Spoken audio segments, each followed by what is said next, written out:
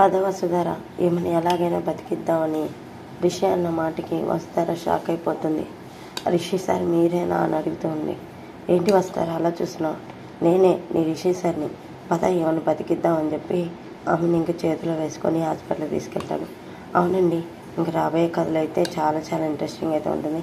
మీకు కనుక ఈ వీడియో నచ్చితే వీడియోకి ఒక లైక్ చేయండి, సబ్స్క్రైబ్ చేసుకోవడం అస్సలు మర్చిపోకండి. వసుధర అయితే 15 రోజుల్లో నేను రిషి సార్ని ఎలాగైనా రిషి సార్గానే నిరూపిస్తానని సరోజతో ఛాలెంజ్ చేశాను. కానీ ఇంతవరకు రిషి సారు ఎక్కడ తను రిషి సార్ అని బయటపడలేదు. ఏం చేస్తే రంగాన్ని రిషి సార్ అని నమ్మించగలుగుతాను? నాకు బాగా అర్థమైపోయింది. రిషి సారే తను రిషి సార్ కాకపోతే ఖచ్చితంగా సరోజాని పెళ్లి చేసుకుంటాను అంటాడు. కానీ ఈరోజు వాళ్ళ మావయ్య వచ్చినా కానీ పెళ్ళి చేసుకోనంటే చేసుకోనని రిషి సార్ చెప్పాడు. అలాంటిది ఇప్పుడు నాకు ఒక క్లారిటీ అయితే వచ్చిందని వస్తారు మనసులో అనుకుంటూ ఉంటుంది. ఇంట్లోకి అక్కడికి రంగ వాళ్ళ నాయనమ్మ వచ్చి అమ్మ వసుధర అని చెప్పేసి పిలుస్తూ ఉంటుంది. ఏంటండి చెప్పండి అని చెప్పేసి ఇంకా వసుధర అయితే తన నాయనమ్మ దగ్గరికి అయితే వెళ్తుంది. అమ్మ ఏంటమ్మా ఆలోచిస్తున్నావు అంటే, ఏం లేదండి, మీ రంగాకి సరోజాని పెళ్లి చేసుకోవటం ఇష్టం లేదా? వాళ్ళు చిన్నప్పటి నుంచి కలిసి పెరిగారు కదా, ఎందుకు ఇష్టం లేదంటే, ఏమోనమ్మా తెలీదు, రంగా చిన్నప్పటి నుంచి సరోజ అంటే చాలా ఇష్టపడేవాడు. కానీ ఈ మధ్య ఏంటో వాడు సరోజాని పెళ్లి చేసుకొని సరోజకి దూరంగా ఉండటం అలా ప్రవర్తిస్తున్నాడు. అయినా కానీ నువ్వేంటమ్మా ఒకదానివే ఇక్కడ నిలబడి ఆలోచిస్తున్నావు అంటే, ఏం లేదు బామ్మగారు, నా రిషి సార్ గుర్తొస్తున్నాడు.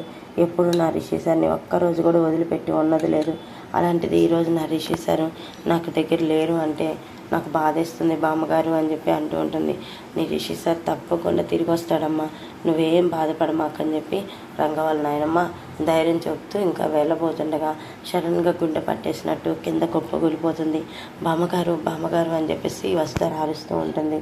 ఇంకా వసుధర ఎంత అరిచినా కానీ బామ్మగారు లేకపోవడంతో రిషి సార్ అని వసుధర రిషిని పిలుస్తుంది.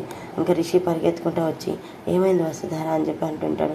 ఏమో తెలియదు, సడన్గా బామ్మగారు కింద పడిపోయారు అనగానే పద వసుధర హాస్పిటల్కి తీసుకెళ్దాం అని చెప్పేసి హాస్పిటల్కి తీసుకెళ్ళడానికి ప్రయత్నిస్తుండగా రిషి సార్ అంటే అవన్నీ ఇప్పుడు కాదు, మనం ఇప్పుడు మాట్లాడుకునే టైం కాదు, పద అని చెప్పేసి ఇంకా రంగ నాయనమ్మని హాస్పిటల్కి తీసుకెళ్తాడు. అవును వసుధర, నీ నమ్మకమే నిజమైపోయింది, నేను రిషిని రంగాని కాదు అని చెప్పి రిషి అయితే నిజం చెప్తాడు. రంగాకి ఎందుకున్నాను ఏంటనేది నీకు తర్వాత చెప్తాను వస్తారా, ప్రస్తుతానికి ఇప్పుడు ఆమెకి ట్రీట్మెంట్ అవని, ఆమె బతకాలి అని చెప్పేసి రిషి అంటుంటాడు. చూసారు కదండి, వీడియో నచ్చితే తప్పకుండా లైక్ చేయండి, సబ్స్క్రైబ్ చేసుకోవడం అసలు మర్చిపోకండి. Thank you for watching.